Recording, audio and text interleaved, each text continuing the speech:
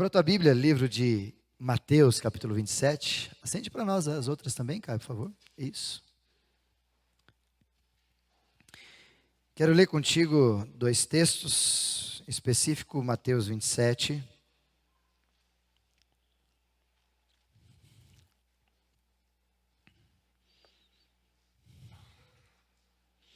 Por esse texto nós vamos passar na espécie de narrativa, porque não é a proposta de texto base para a gente estudar hoje.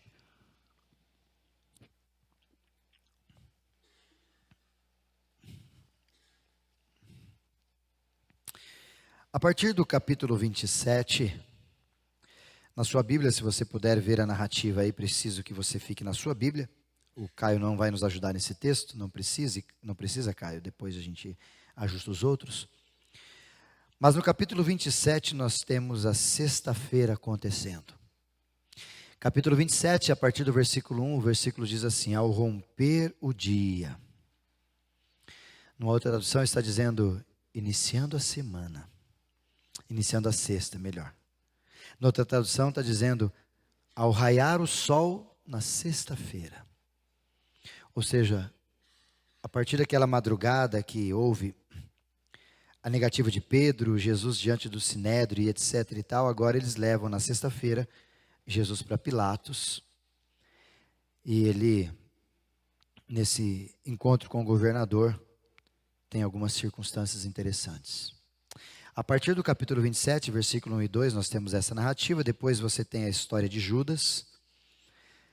Já falamos sobre isso, logo estará no nosso podcast, Judas. Fique atento para você ouvi-lo. Por que Judas? Me perguntaram essa semana, pastor, por que Judas? Aí, para não pregar de novo, eu disse, vá no nosso canal. Lá tem a mensagem por que Judas. E você vai entender de forma completa. Depois que aconteceu com Judas, Jesus está perante Pilatos. A partir daí tem todo aquele diálogo de Jesus com Pilatos, etc. e tal. E quando esse diálogo acontece, ele tenta trazer à tona um outro personagem chamado Barrabás. Numa outra Páscoa a gente prega sobre Barrabás. Quem sou eu? E aqui Pilatos sugere para que as pessoas escolham, tentando salvar Jesus, escolham alguém e pega o cara mais ruim que você imaginava. Barrabás não era um ladrão. Barrabás era um bandidão, um assassino. Era o pior da espécie que Pilatos poderia escolher para colocar ao lado de Jesus, na expectativa de que, gente, se eu colocar esse aqui, nunca que eles vão escolher soltar Barrabás. Mas infelizmente você conhece, o texto diz aqui, vendo Pilatos que nada conseguia, antes pelo contrário, aumentava o tumulto, mandando vir água, lavou as mãos perante o povo, dizendo, estou inocente do sangue deste homem justo. Fique com vocês o peso dele. Depois disso, não cabendo mais a Barrabás fazer nada, ele entregou aos soldados, e os soldados, estou a partir do versículo 27, se você estiver na sua narrativa bíblica, os soldados começaram a judiar de Jesus. Escarneceiam Jesus. Zombavam de Jesus. Foi aqui nesse episódio que eles fizeram uma coroa de espinhos, na espécie de jogar sobre Jesus a ideia de que ele seria o rei, e rei tem que ter coroa, mas a coroa que colocaram sobre Jesus com alguns espinhos. Se você tem curiosidade de saber, os espinhos eram mais ou menos assim. E eles foram encaixados na cabeça de Jesus. Depois disso, Jesus é maltratado, judiado por várias e várias vezes. E aí então Jesus é conduzido, é obrigado a fazer aquele caminho do Gólgota, ou a via sacra, né, ou a via cruci, como alguns dizem, onde ele iria até o Gólgota para viver a crucificação. Chegando lá, estou no versículo 33, um lugar chamado Gólgota, que significa lugar da caveira. Deram-lhe a beber vinho como fel, Mas ele, provando, não quis beber. A proposta dessa bebida era anestesiar um pouquinho a dor de Jesus. E ele disse: não, vou sofrer o que tenho que sofrer. Fiz isso porque quero, por um propósito maior que a mim foi colocado. Aqui você tem algumas frases de Jesus, algumas zombarias a respeito de Jesus. E os próprios ladrões aqui começam a zombar, um dos ladrões zombar de Jesus. E depois, desde a hora sexta até a hora nona, houve trevas sobre a face da terra. Do meio-dia às 3. Por volta da hora nona, chamou Jesus em alta voz, dizendo: Eli, Eli, lama sabachthani, que quer dizer: Deus meu, por que me abandonaste? Falamos sobre isso no luau. Alguns dos que estavam ali ouvindo as palavras de Jesus, diziam: ele está chamando o profeta. E logo um deles correu a buscar uma esponja e, tendo-a embebido de vinagre, colocaram na sua boca a partir de um caniço. Então o véu se rompeu de alto a baixo, rasgando-se em duas partes. A terra estremeceu, fenderam-se as rochas, abriram-se os sepulcros, os corpos dos santos que dormiam ressuscitaram, saindo dos sepulcros depois da ressurreição de Jesus. O centurião e os que ali estavam, judiavam de Jesus, guardavam as vestes de Jesus, vendo todo aquele terremoto, aquele tumulto, aquele alvoroço fenomenológico, ficaram possuídos de grande temor e disseram: verdadeiramente este é o Filho de Deus.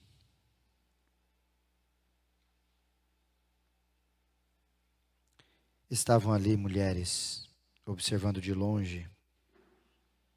Eram as que vinham seguindo Jesus desde a Galileia para servirem a Jesus.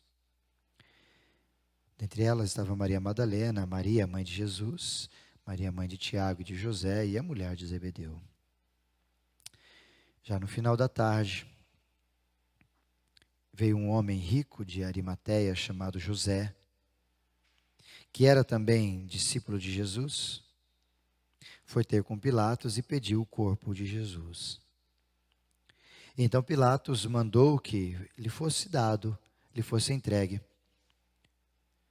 José então tomou o corpo, envolveu num pano limpo de linho e depositou num túmulo novo, que fizera abrir na rocha, e rolando uma pedra muito grande para a entrada do sepulcro. E ali então, fechado o sepulcro, ele se retirou. Achava-se ali, sentado em frente da sepultura, Maria Madalena e a outra Maria. No dia seguinte, que é o dia depois da preparação, reuniram-se os principais sacerdotes e os fariseus e dirigiram-se então a Pilatos, dizendo a Pilatos a seguinte expressão: Senhor, lembramo-nos de que aquele embusteio, impostor, enganador, enquanto vivia, dizia que depois de 3 dias ele ressuscitaria. Ordena, pois, que o sepulcro seja guardado com segurança até o 3º dia, para que não suceda que, vindo os seus próprios discípulos, e roubem, e depois digam ao povo: ele ressuscitou dentre os mortos, e será o último embuste pior do que o primeiro, ou talvez o último engano pior do que o primeiro.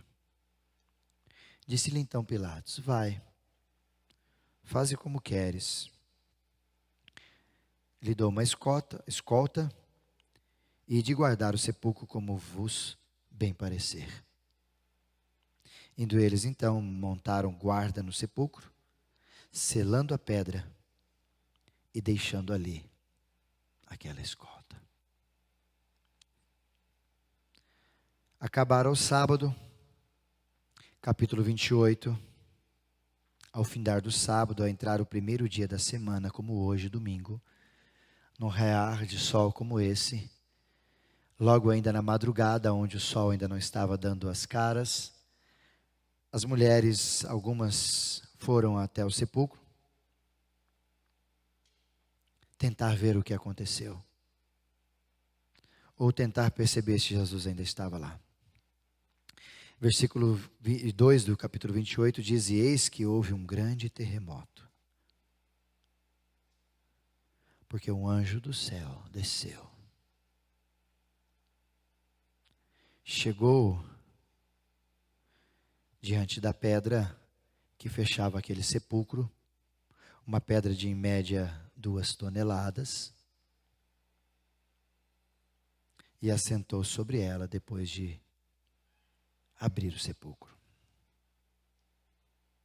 O seu aspecto era como de um relâmpago e a sua veste era mais alva do que a neve. Os guardas tremeram ao ver tudo isso. Esbaforidos, embasbacados, ficaram como se estivessem mortos. E o anjo, dirigindo-se à mulher, lhe disse: Não tenham medo. O Jesus que vocês buscam, que foi crucificado, ele não está aqui.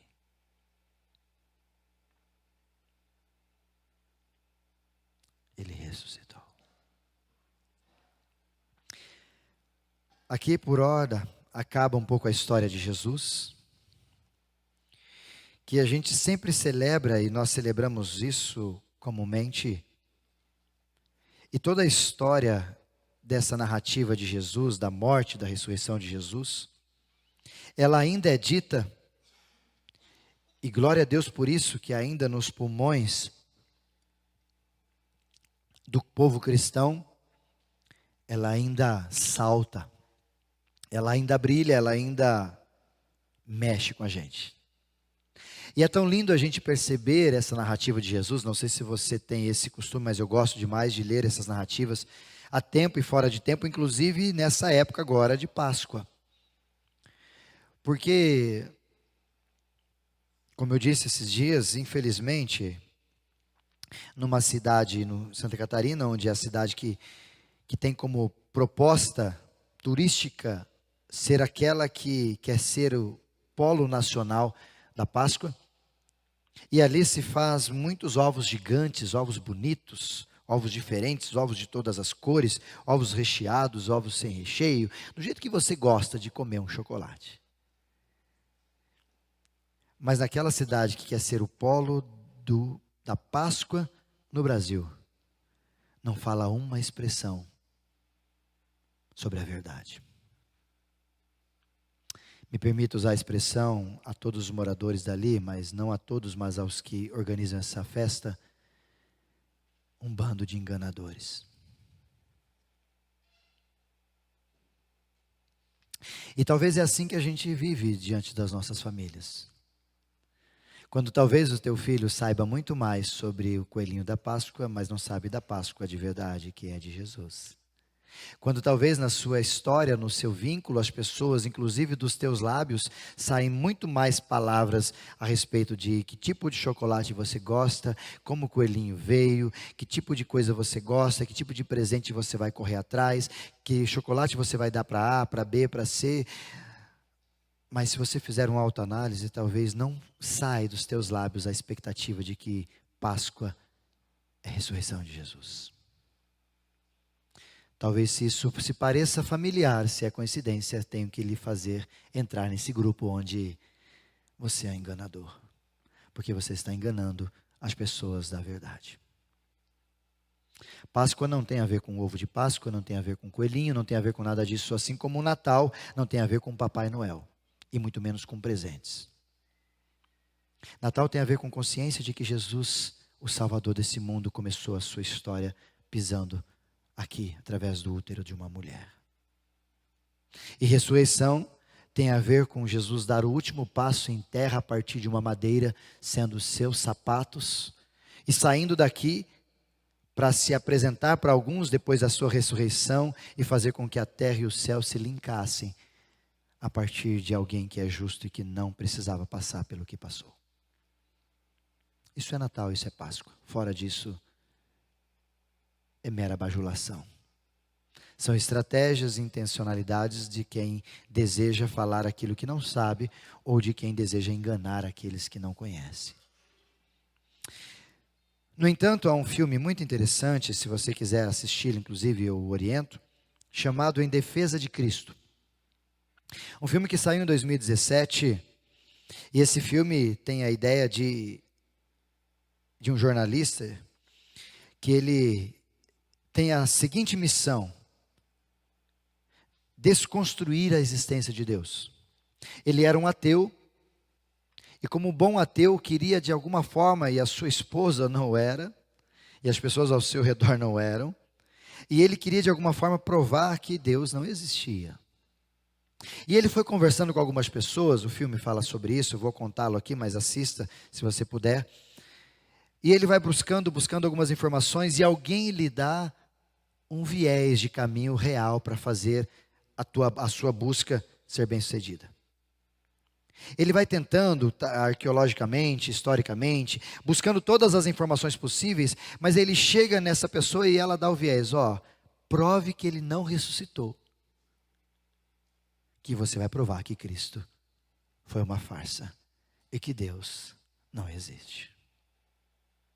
Então o viés de tratativa desse homem nesse filme foi provar que Jesus não ressuscitou. E talvez, não sei se você percebeu essa minha primeira explanação, mas a ideia clara de desconfigurar, e me permita usar a expressão, você vai entender o que esse pastor diz sempre, essa estratégia satânica e sutil de maquiar a verdade, dizendo que o que é não é, mas o que é o que ele acha que é para produzir no meu e no teu coração a incerteza, a dúvida de que será que Jesus ressuscitou? Será que ele é tudo isso mesmo? Será que essa história faz sentido? Será que isso é aquilo que nós acabamos de ler sobre a morte de Jesus no livro de Mateus capítulo 27 e de toda essa explanação e todos os outros textos, Mateus 28, Marcos 15, 16, João 21, 22 e assim todos os evangelistas e todas as narrativas e qualquer outra religião que fala sobre Jesus, será que todos eles são enganadores? O fato é que de alguma forma, sutilmente, em toda a história da humanidade, sempre houve alguém, deixa eu usar a melhor expressão, que eu gosto aqui, você já me ouve bem. Sempre houve alguém, sempre houve um imbecil tentando desconstruir a verdade do Evangelho. Às vezes ele era falso profeta, às vezes ele era um falso leitor, às vezes ele era um intencionador financeiro, às vezes ele era alguém que não conhecia, mas o fato é que sempre em meio à história da humanidade aparecia alguém para dizer: será que ele ressuscitou?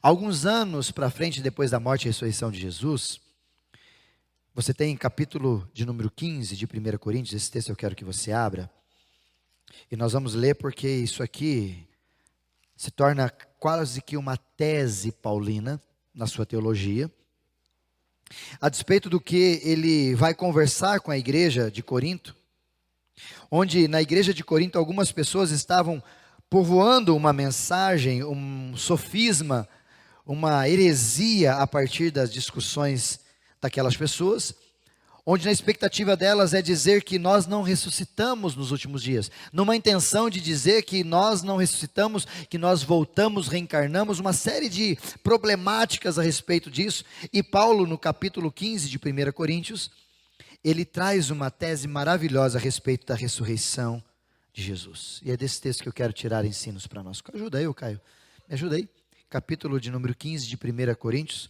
vou ler a narrativa do Caio aqui, que ele colocar para a gente. Por favor, Caio, ajuda a gente, vamos descer nesse texto. 1 Coríntios capítulo 15. Irmãos,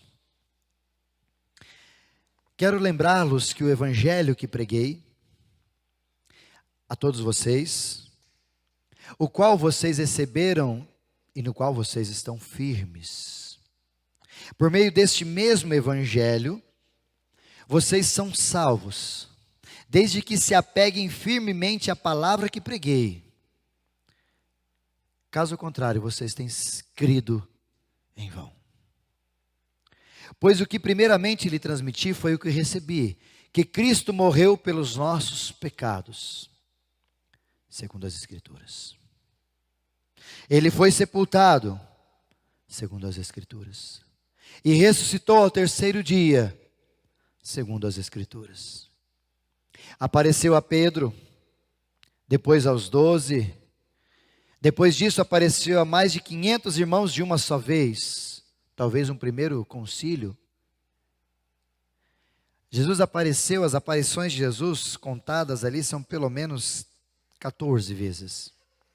A Maria Madalena, aos discípulos de mais Tomé, a Pedro, a Cefas, a Paulo, enfim. Mas aos 500 homens de uma só vez. 500 discípulos, 500 servos que viram Jesus. Dos quais alguns ainda vivem, embora alguns já tenham adormecido. Depois apareceu a Tiago, e então a todos os apóstolos. Depois desse apareceu também a mim, como a quem nasceu fora de tempo, apóstolo fora da proposta. Pois eu sou o menor dos apóstolos, nem sequer mereço ser chamado apóstolo, porque eu persegui a igreja de Deus. Mas pela graça de Deus, sou o que sou. E a sua graça para comigo não foi inútil. Fez sentido. Eu fiz valer a pena a graça dele para comigo. Antes eu trabalhei mais do que todos eles, contudo não eu, mas a graça de Deus que estava comigo. Portanto, quer tenha sido eu, quer tenha sido eles, não importa. É isso que vale a mensagem que pregamos. E é nisso que vocês creram. Ora, se está sendo pregado que Cristo ressuscitou dentre os mortos, como alguns de vocês estão dizendo por aí que não há ressurreição dos mortos? Se não há ressurreição dos mortos, então nem Cristo ressuscitou. Ou seja, se não há uma força que possa ressurgir ou ressuscitar alguém, então nem Jesus deveria, ou a gente poderia falar que ele ressuscitou. E se Cristo não ressuscitou, é inútil a minha, a nossa pregação, como também a tua fé, a nossa fé, acaba de ser inútil. Ou seja, para que crer? Para que estamos pregando? Para que tudo isso? Mais que isso, seremos considerados falsas testemunhas. Estamos falando uma mentira. E falsas testemunhas de alguém que trouxe a gente para cá. Falsas testemunhas de Deus. Pois contra ele testemunhamos que ressuscitou a Cristo dentre os mortos. Mas se de fato os mortos não ressuscitam, ele também não ressuscitou a Cristo. Ele não tem poder para fazer nem no filho dele, nem em ninguém. Pois se os mortos não ressuscitam, nem mesmo Cristo ressuscitou. E se Cristo não ressuscitou, inútil a nossa fé. E ainda estamos em pecado. Ainda somos escravos do pecado. Nesse caso, também aqueles que dormiram em Cristo estão todos perdidos. Se é somente para esta vida que temos esperança em Cristo, somos de todos os homens os mais dignos de compaixão, ou talvez os mais miseráveis, numa outra tradução. Mas de fato Cristo ressuscitou dentre os mortos, sendo Ele a primícia entre aqueles que dormiram, ou seja, Ele mesmo é a primícia. Visto que a morte veio por intermédio de um só homem, também a ressurreição dos mortos veio por intermédio de um só homem. Pois da mesma forma que em Adão todos morreram, em Cristo todos serão vivificados. Mas cada um por sua vez. Cristo, o primeiro. Depois, quando Ele vier, os que lhe pertencem, eu e você. Então virá o fim. E quando Ele entregar o reino de Deus, o Pai, depois de ter destruído todo o domínio, toda a autoridade e todo o poder, pois é necessário que Ele reine até que todos os seus inimigos sejam postos debaixo dos seus pés. Até aí só. O último inimigo a ser destruído é a morte. E a morte Ele venceu. Esse texto, como eu disse anteriormente, ele faz parte de uma narrativa muito linda de Paulo, para refutar alguns pensadores que já naquela época, aqui em 2017, talvez no seu ambiente de trabalho, em qualquer lugar, que sempre insistem em dizer, será que Cristo ressuscitou? Porque a ressurreição de Jesus tem a ver com toda a máxima do Evangelho de Jesus, porque se Jesus não ressuscitou, tudo que foi falado pelas Escrituras, desde Gênesis até o final, Malaquias, e toda a história narrada dele, por ele e para ele, a partir dos Evangelhos, vira inútil, vira algo que não tem sentido, vira algo que não faz mais sentido a gente observar, porque se Cristo não ressuscitou, por que estamos aqui de modo a fazer o quê? É como olhar para algumas circunstâncias e dizer assim, vamos fazer uma linda festa? Vamos fazer um aniversário maravilhoso? Vamos, o aniversariante vem. Não, então por que não está aqui? Comemorar o quê? Se o aniversariante não vem? É mais ou menos assim. A ideia de que a gente promove algo, mas a cereja do bolo, aquilo que ia dar, chancelar, carimbar, dizer, ó, é verdade, não acontece. Por isso que na mesma prerrogativa do filme, em defesa de Cristo, ele busca esse caminho, destruir, tirar a existência de Deus, de que Ele ressuscitou. Assistindo o filme você vê que ele se frustrou, pelo contrário. Mas assista o filme, não vou te contar o final. Mas se Jesus não ressuscitou, segundo o texto que nós lemos, quero te trazer alguns pensamentos para você guardar. Se Jesus não ressuscitou, se você não vive como que se Jesus ressuscitou, o Evangelho, a Bíblia, a Palavra de Deus é uma mentira. E os seus seguidores são testemunhas falsas da verdade. É isso que diz os textos, ou seja, a morte, o sepultamento, a ressurreição, nada disso aconteceu, tudo isso foi falso. E inclusive aqueles grandes homens que nós temos na história da humanidade, Agostinho de Hipona, Tomás de Aquino, Calvino, Lutero, Karl Barth, Spurgeon, George Miller, A.W. Tozer e tantos outros, inclusive chegando até nós, Billy Graham, Moody, eu, você, todos nós somos falsos, todos nós somos enganadores, falsas testemunhas de Deus.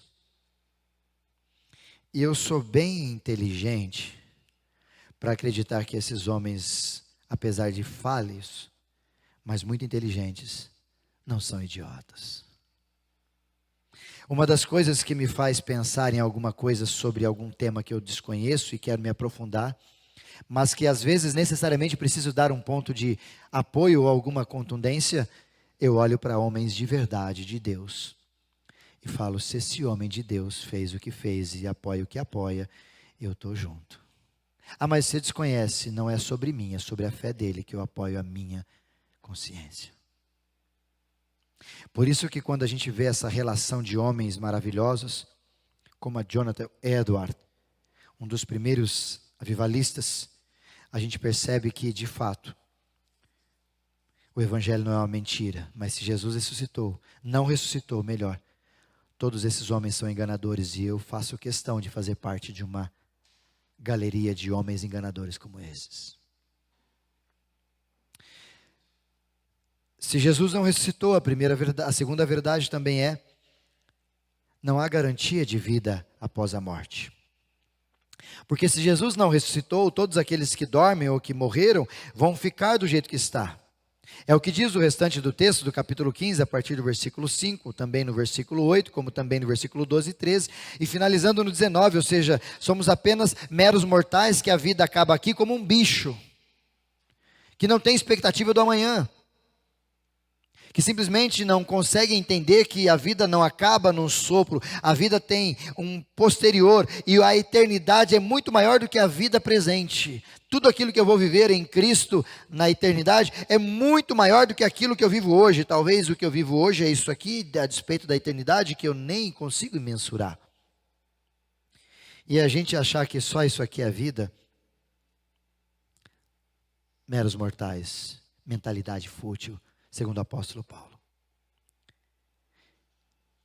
E quando a gente observa que Jesus não ressuscitou, segundo as falácias de muita gente, a gente vive sendo aniquilado pela nossa própria ignorância e a nossa existência.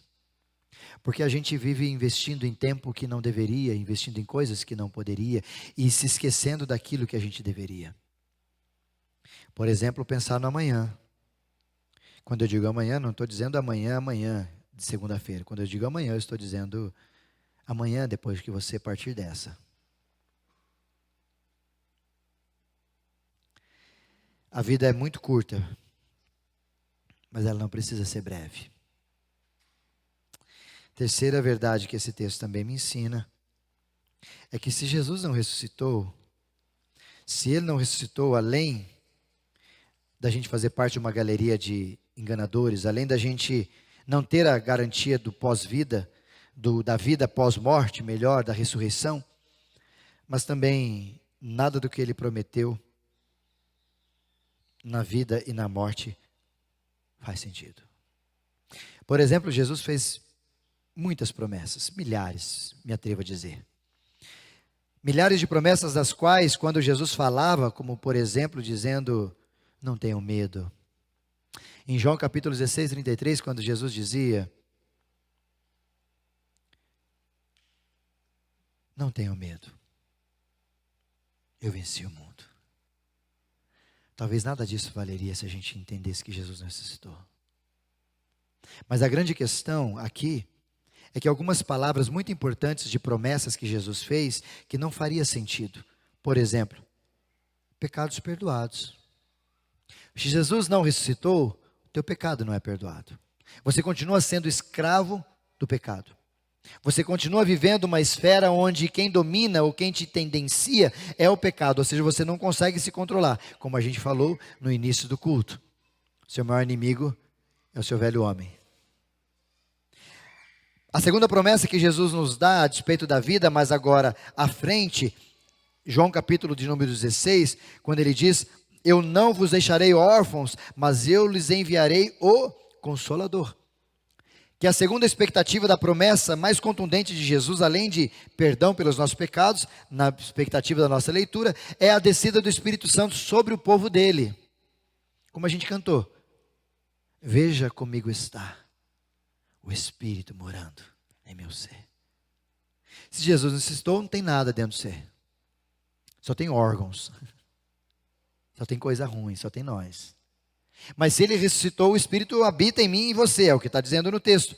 E esse Consolador, Jesus diz isso no capítulo 16, exatamente no versículo 7, se eu não for, Ele não vem, ou seja, eu preciso sair, entrar à esfera celestial para que o Espírito venha e faça habitação e faça o que tem que fazer aqui entre nós.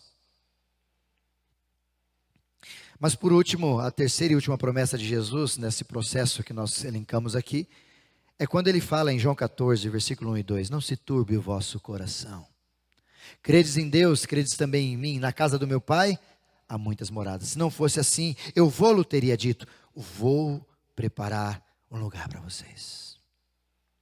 Promessa de Jesus. Dizendo que o lugar para onde ele vai, é um lugar onde a gente chama de casa do Pai. E na casa do Pai sempre há lugar para mais alguém. Final de semana, sexta-feira, estava na casa do meu pai, ficamos lá, estávamos dormindo em vários, inclusive a minha esposa dormimos no colchão, na sala, tudo solto lá, uma doideira, tinha umas 5 famílias lá. E sempre na casa do Pai há espaço. E é o que Jesus estava dizendo aqui no livro de João, quando ele olhava para os seus e os discípulos perguntando, e agora o que vai ser de nós? E agora que o Senhor vai? E Jesus narrando que ele haveria de partir, que haveria de morrer, haveria de ressuscitar, mas ele dizendo de forma espiritual e eles não entendendo o que estava acontecendo. Não fiquem preocupados. Quem crê em mim, ainda que morra, viverá. E se Jesus não ressuscitou, você não consegue lidar com o seu pecado. Se Jesus não ressuscitou, você não tem o Espírito Santo que vive em você, através de você, por você, dentro de você e sobre você. Se Jesus não ressuscitou, você pode esquecer, morreu, acabou, não há morada no céu. Mas a grande verdade, e a gente precisa entender isso, e essas esferas narrativas que as pessoas colocam para nós, é sempre na tentativa de fazer a gente duvidar que Jesus ressuscitou. Por isso, aleluia, o túmulo está vazio, capítulo 28 de Mateus nós lemos. E não somente lemos que o túmulo estava vazio, e aqui vem algumas considerações para a gente guardar no coração.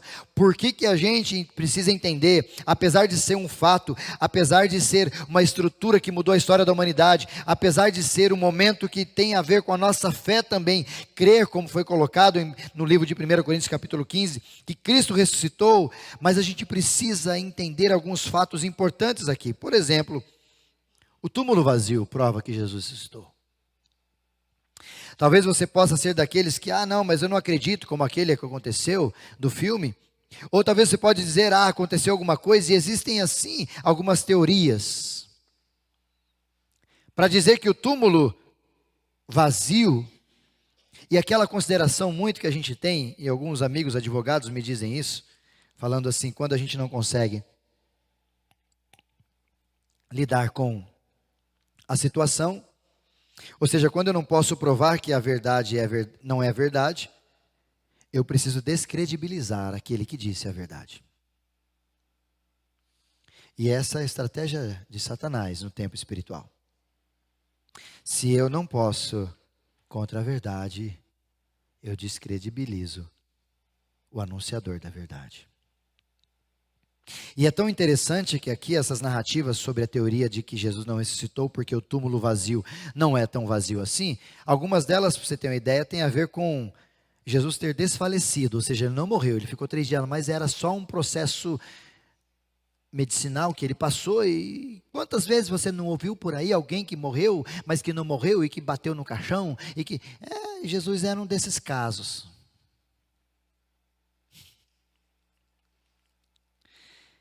Esses casos que você conta como narrativa não viram essa pessoa sofrer como sofreu, como Jesus sofreu. Então esquece, isso aí é conversa para boa dormir. A segunda que eles colocam é que talvez o túmulo de Jesus, por ele estar vazio, é porque eles colocaram Jesus no túmulo errado. Olha que boçal. Isso sim é história para pôr dormir, né? Erraram o túmulo, por isso que o vazio não era o de Jesus. Mas sabiam eles, e a gente contou nessa história narrativa, que o próprio Pilatos enviou soldados, ou permitiu que enviasse soldados, e os soldados erraram o túmulo. Todo mundo errou. Só os da teoria que são os caras da lei, né? Como é legal a gente tratar com teoria, né? Teoria é lindo demais, facinho de você desbancar.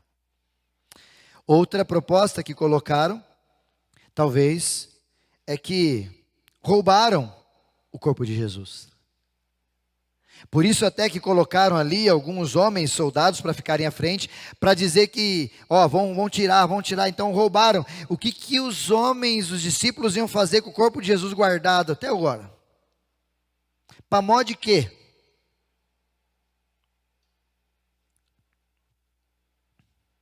E a quarta e última teoria é que todos esses homens eram alucinados.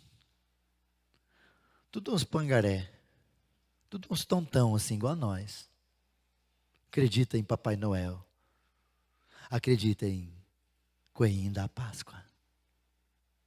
Ou seja, todos passaram, até acredito que uma alucinação, um ou outro possa ter, ou algum momento epifânico, um ou outro possa ter, mas aqui, segundo o próprio texto, no relato de Paulo, um momento desses, Jesus apareceu para 500, tão alucinados assim? A psicologia não explica isso, a medicina não consegue explicar que tem tanta gente junto, doido, com o diagnóstico dos outros, não de um próprio médico, ou de alguém que fez alguma ação testando tudo isso. O fato é que todas essas circunstâncias mostram para nós que o túmulo vazio, e a história diz isso, todos tentaram fazer de várias formas, mostrar que Jesus tinha saído de alguma forma, ou aquilo não era, mas não dá para explicar. Tanto que os discípulos, quando chegaram, as mulheres, quando chegaram lá, encontraram o túmulo vazio e o seu próprio lenço colocado do lado. O lenço que foi dado por José de Arimateia na narrativa que nós fizemos, envolvido todo o corpo de Jesus, preparado e colocado lá. Por isso, o túmulo vazio, a pedra de 2 toneladas e todos esses detalhes mostram claramente que era o túmulo de Jesus e ele estava vazio, até hoje. Não acharam o corpo de Jesus. E não vão achar. E se de repente você quer achar, mas eu preciso disso, se eu não ver, dá uma de Tomé, não tem problema, quem sabe Jesus tenha misericórdia de ti e apareça. Falou, Pangaré, Tomé, estou aqui. Nossa, Jesus, depois de 2000 anos o Senhor apareceu para mim, Peça, quem sabe Jesus aparece. Ou quem sabe ele faz isso e nem assim você acredita, porque a sua fé é muito... Segunda forma, não vou dizer o que a sua fé é, fica para você. A segunda questão que vale, porque Jesus ressuscitou e ele ressuscitou, aleluia por isso, é por causa das suas aparições. Jesus contundentemente queria aparecer, queria ser visto, e ao ser visto ele apareceu para muita gente, como nós vimos aqui, para vários deles. Paulo cita Tiago, cita Cefas, cita outros homens e mulheres de Deus, e Jesus foi aparecendo para um, para outro, e alguns a tocava, Jesus comia. As aparições de Jesus não eram aparições do tipo, eu vi algo, não, era sentou com a gente na mesa. Tanto que no aparecimento de Jesus a Pedro, Jesus estava esperando aquela galera vinda do mar, quando pescaram, fazendo um churrasco. Pensa comigo, fantasma faz churrasco, miserável? Só for na tua casa. Não faz. Anjo não faz churrasco. É Jesus que fez um churrasco de peixe, chamou os discípulos, e quando chegaram, nem sabia-se como Jesus pegou aqueles peixes, mas já tinha brasa, já tinha peixe, já tinha comida, que Jesus, o ressurreto, preparou para a galera. Então você acha que as aparições de Jesus não foram reais e verdadeiras? Olha para as narrativas. E não somente isso, você percebe que é muito engraçado, vamos falar sobre isso num outro momento, que Jesus fez questão, o próprio céu fez questão de fazer com que Jesus não tivesse seu corpo glorificado por completo. Ô pastor, como assim? Por exemplo, se o corpo dele fosse glorificado por completo, como nós seremos na nossa ressurreição, ou quando formos levados ao céu, seremos um corpo glorificado, Jesus não foi por completo porque ficou nas suas mãos as marcas dos pregos. Ficou nos seus pés, ficou na sua cabeça, ou seja, as marcas que ele carregara na cruz, ficaram com eles. Então, só no caso de Jesus, o céu permitiu que o seu corpo ficasse como aquele que estava lá, apenas talvez limpo de todo o sangue. Contudo, Jesus mesmo, nas das suas aparições a Tomé, deixou Tomé tocar nas suas mãos. Bota a mão aqui, bota aqui, veja se eu não sou de verdade. Mas o terceiro, e eu creio que é a mais significância, a partir dessa narrativa, para a gente partir para desafios finais. Eu creio que Jesus ressuscitou, por causa da transformação que os discípulos experimentaram, depois que se encontraram com Jesus. Porque talvez a gente falar sobre filosofia, teologia, ideias, religiões, nem todo mundo se convence disso, correto? Talvez se eu olhar para a Bíblia, como aqui está narrado todas as estratégias de que ele ressuscitou, de que o túmulo está vazio, mas olhar para a Bíblia, alguém que não crê na Bíblia, talvez não faz sentido também. Então, para mim, as duas ideias que eu coloquei anteriormente, ou seja, os próprios discípulos vendo Jesus, ou mesmo o túmulo estar vazio, ou as narrativas de toda essa história estarem muito claras e evidentes de que Jesus ressuscitou, mas o que mais impacta a vida de alguém para crer que Jesus ressuscitou, é os discípulos dele transformados. É alguém que conheceu Jesus e como a história da humanidade viveu antes de Jesus e depois de Jesus. Testemunhas vivas como ele foi chamado para ser. ser-me-eis testemunhas tanto em Jerusalém, Judéia, Samaria, até os confins da terra. Atos capítulo 1, versículo 8. Mas talvez aqui entre um problema. Quando a gente olha e observa os dois elementos, por exemplo, o túmulo melhor está vazio, você percebe que não depende muito da sua ação. É um fato. Gente muito mais inteligente e estudada que nós carimba que Jesus ressuscitou porque o túmulo está vazio. Não depende de mim nem das tuas mãos. Ou talvez a aparição, Jesus não apareceu para mim nem para você, de forma corpórea, como aconteceu na época com os discípulos, antes de ser assunto aos céus. E mesmo assim, parece que tudo isso deixa a gente mais claro, mais evidente. E a gente acaba entendendo, poxa, que maravilha seria encontrar-se com Jesus. Vê-lo, tocar nele, ouvir as palavras de Jesus. Mas o grande problema, talvez aqui, é que as pessoas só vão acreditar que Jesus ressuscitou se a gente se tornar de fato testemunhas da transformação do Espírito na nossa vida. Talvez por isso que a mentira está crescendo, porque a gente não está vivendo mais discípulos transformados.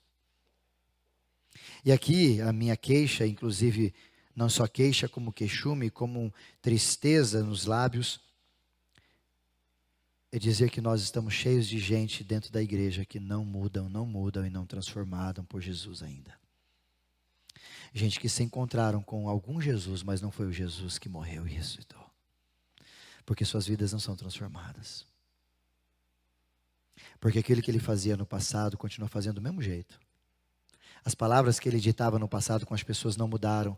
Os seus comportamentos diante dos seus casamentos, diante das suas famílias, dos seus filhos, dos seus funcionários, ou qualquer pessoa que seja, não tem havido uma progressão de transformação. É a mesma coisa. E talvez por isso que é muito mais fácil falar sobre ovo da Páscoa na Páscoa do que falar sobre Jesus. Porque falar sobre Jesus requer vida transformada. Quando Jesus diz em Mateus capítulo 28, ele diz assim: ide, portanto, e fazer discípulos de todas as nações. A gente errou. A gente saiu para todo mundo e fez consumidor. Porque consumidor é aquele que pega o que precisa e se torna o que ele quer ser. Discípulo é aquele que se torna o que o mestre manda e parecido com ele, até confundido com ele, começa a viver. Jesus nunca mandou a gente fazer membro de igreja, nem consumidor. Jesus mandou a gente ir, portanto, e fazer discípulos. De onde? Segundo o próprio evangelho, narrativa ainda de Jesus, ide por todo mundo. E quando você encontrar esses discípulos, você vai batizá-lo em nome do Pai, do Filho e do Espírito Santo. E a partir daí, vocês vão fazer coisas extraordinárias. Então parece que se a gente voltar da narrativa, como diz o evangelista Marcos, vocês pisarão em serpentes, curarão pessoas, libertarão endemoniados. Ou seja, se a gente voltar à narrativa, retroceder, a gente vai perceber que a gente não está fazendo isso. Talvez porque isso não aconteceu, ou talvez porque a gente não está fazendo a primeira parte. Por isso que na Páscoa e no Natal, infelizmente, a gente tem que trazer algumas palavras duras e algumas de celebração, de aleluiados. Talvez a palavra dura aqui fique em alguns pontos. Primeiro, por que talvez você não tenha vivido transformação na sua vida como discípulo e você não tem autoridade de falar que Jesus ressuscitou? Deixa eu dizer por quê. Alguns princípios. Primeiro,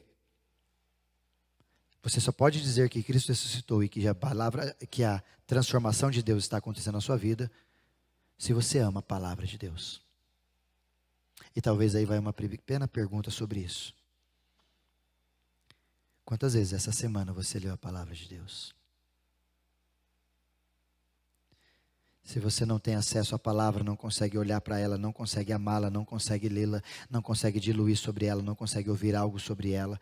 Até falei esses dias com uma pessoa: pastor, o negócio lá do conversando com a palavra ainda funciona? Funciona. Nossa, faz tempo que eu não ouço. Você tem palavra falada, você tem YouTube falado, você tem Bíblia na sua linguagem, você tem Bíblias baratas, você tem Bíblia na internet, você tem Bíblia no celular, você tem acesso à palavra. Lâmpada para os meus pés é a tua palavra. Pode ser uma verdade na sua vida, mas se você não ama a palavra, é muito provável que você não é transformado. Porque segundo o próprio Salmo de número 1, ele vai dizer que aquele que é transformado, ele medita na palavra de Deus de dia e de noite, e ele tem prazer naquilo que ele faz. Então talvez a primeira observação que você deveria fazer sobre se Jesus ressuscitou ou não, se a sua vida é transformada como discípulo, e você pode falar sobre isso, é ter conhecimento da palavra. E conhecereis a verdade, já dizia Jesus, e a verdade vos libertará. O apóstolo Paulo nos ensina que toda a escritura é inspirada por Deus e útil para ensino, para exortação, para tudo, 2 Timóteo, capítulo 3, versículos 16 e 17. Segunda verdade, se você tem a sua vida transformada ou não,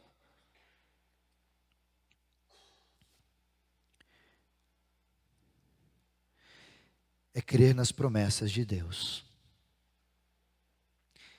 e que elas vão se cumprir. Porque há um ledo engano no nosso coração às vezes, em achar que a nossa fé ela é feita a partir da coletividade, do encontro da gente. E não é assim. A nossa fé ela é vivida, testificada lá fora. E que eu vejo muito gente que não tem vida transformada, não crê na promessa de Deus e não crê que Deus vai cumprir a promessa. Por exemplo, naquele dia angustiante que você passa, o que você faz? Você ora, entrega, fala: Senhor, nas tuas mãos está tudo que eu preciso. Tu diriges o meu andar. Ou você fica desesperado. Ou você fica maluco. Pastor, mas isso é humano. Mas você não é mais só humano. Depois que você encontrou com Jesus, você é um ser divino. Então para de dar desculpa e começa a ser transformado pelo evangelho da palavra. Para de ficar escorando no velho homem que é teu pior inimigo e começa a se escorar no novo homem que é teu melhor aliado, que junto vem o Espírito Santo e quer acabar com essas falácias que não sei de onde que a gente tira isso. Por isso, vida transformada tem a ver com entender o que Deus prometeu na pessoa de Cristo e saber que Jesus cumprirá tudo isso. E terceiro, por último, ter uma vida transformada, além de conhecer, desejar, amar a palavra, além de ter a consciência das promessas e vivê-las dia a dia, a terceira é não ter medo da morte. Esse é um quesito talvez que você precisa passar por ele todo dia. Falava sobre isso esses dias, porque eu sempre cito aqui no final do culto, né? Se a gente não se vê aqui, a gente se vê na glória. Pelo menos espero te encontrar lá. Lá estarei. Alguns irmãos: pastor, que medo. Pergunta para o teu coração: você tem medo de morrer? Você tem medo de encontrar com Jesus? Do jeito que tem que ser? Talvez você não foi transformado ainda pelo evangelho da graça. Porque quando Paulo foi transformado pelo evangelho da graça, ele diz: eu quero subir porque o céu é melhor. Mas também quero ficar porque falar do amor dele aqui para vocês também é maravilhoso. Então eu estou em dúvida se subo ou se fico. Na dúvida, estou na mão do Pai. O tempo que Ele quiser que eu fique, ficarei.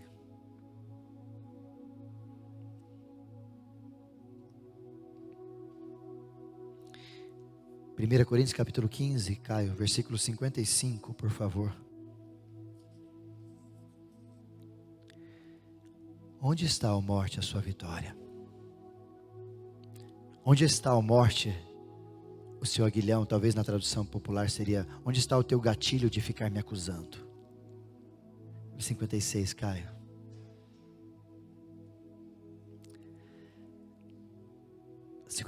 Por favor, Caio. O aguilhão da morte é o pecado. A força do pecado é a lei. 57 para a gente fechar. Mas graças a Deus, que nos dá a vitória por meio de Cristo Jesus. Então, se você um dia se encontrou com Jesus, ressurreto, você não pode temer a morte. E talvez eu prolongue um pouco mais aqui, te dizendo: você não pode nem temer a morte e nem temer de quem já foi dessa. Porque para aqueles que descansaram em Jesus, a morte é um até logo, é só uma transição. Mas para aquele que ainda não foi transformado pela graça de Jesus, a morte é um aguilhão, é um terror. 1 Pedro, capítulo de número 1, versículo 3, por favor, Caio. Quero finalizar com esse texto, 1 Pedro 1, versículo 3. Olha o que diz o texto.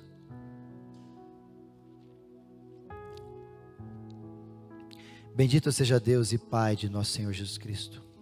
Conforme a sua grande misericórdia, Ele nos regenerou por uma esperança viva. Vamos ler essa palavra? Por uma esperança viva. Está muito morto esse trem, hein? Ele nos regenerou para uma esperança viva.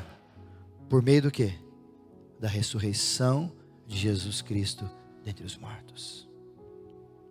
Então não viva como se Jesus estivesse morto, viva como se Jesus tivesse ressuscitado, e Ele ressuscitou. Talvez você não entendeu isso, ou talvez você não vive isso, mas é só você que está perdendo, porque a história da humanidade está sendo escrita a partir da ressurreição do Filho de Deus.